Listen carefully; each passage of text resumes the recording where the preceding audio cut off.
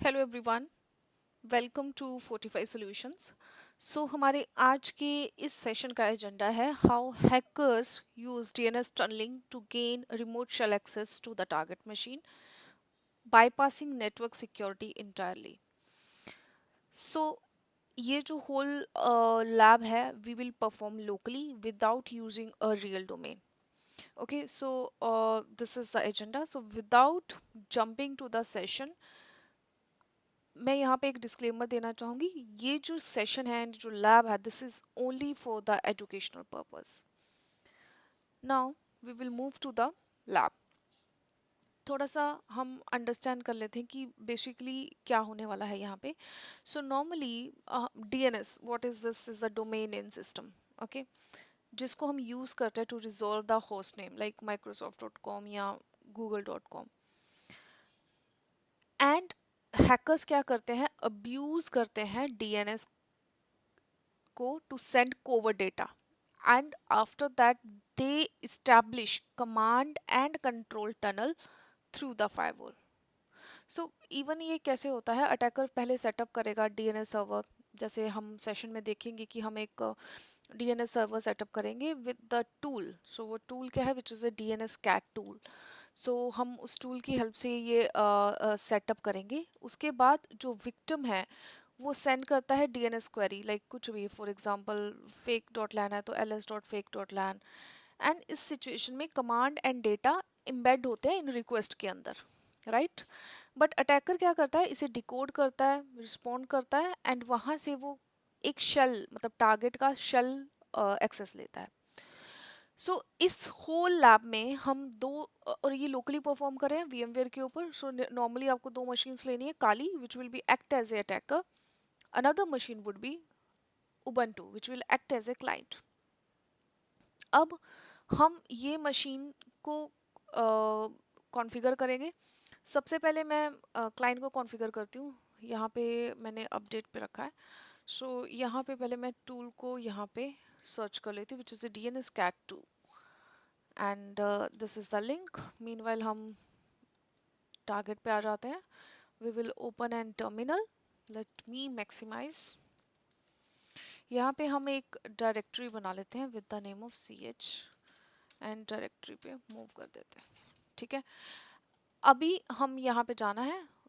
Okay, so this is the tool. हम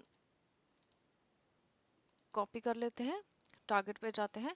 यहाँ पे सबसे पहले हम लिखेंगे git space clone and we will paste the link. यहाँ पे हमारा जो टूल है DNS cat 2 वो डाउनलोड हो गया है. आप देख सकते हैं डायरेक्टरी बन गई है. यहाँ पे let's move to the directory cd DNS cat 2 ls.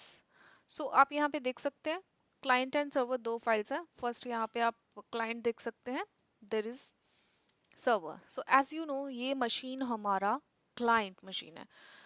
हम क्या करेंगे, इसे यहाँ पे क्लाइंट डायरेक्टरी पे मूव करेंगे.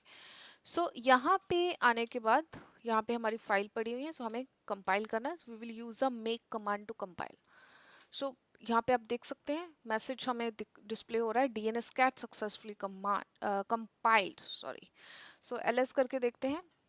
As you can see DNS cat यहाँ पे कंपाइल हो गया है जिसे हम रन करेंगे. ये था हमारा क्लाइंट साइड का setup. Now we will move to this setup. यहाँ पे इसको मैं कॉपी कर लेती हूँ again. Let me move to the terminal.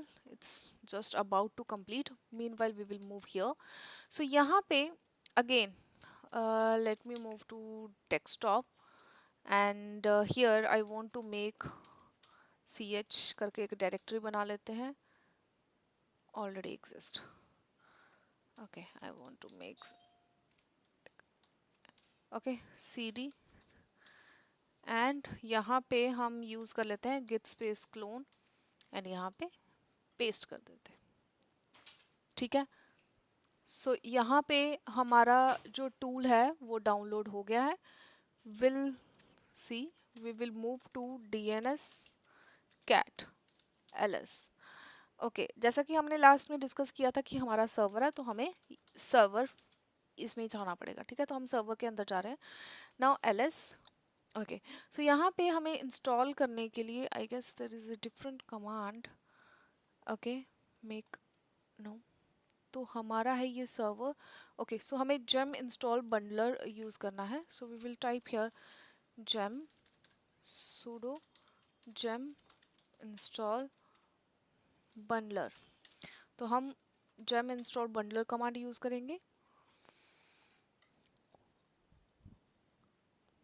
Successfully installed.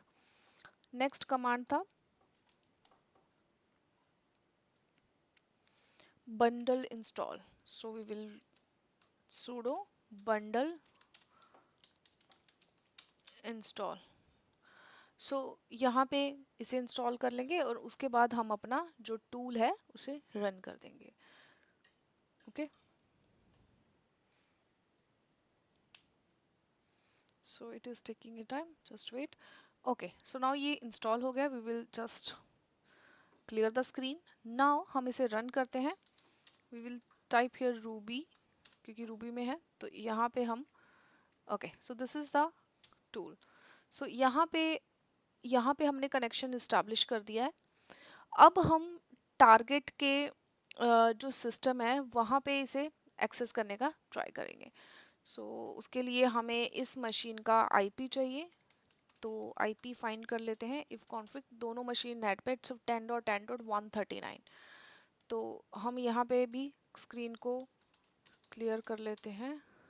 Okay, and here हमें, जैसा कि टूल हमारा कंपाइल्ड है तो हम यहाँ पे dns cat hyphen hyphen dns equal, हम यहाँ पे जो सर्वर है उसका यहाँ पे टाइप कर देते हैं and enter. Okay, there is some issue, maybe हमें यहाँ पे डोमेन देना पड़ेगा. Let's give here domain equals to, let me give here fake.lan.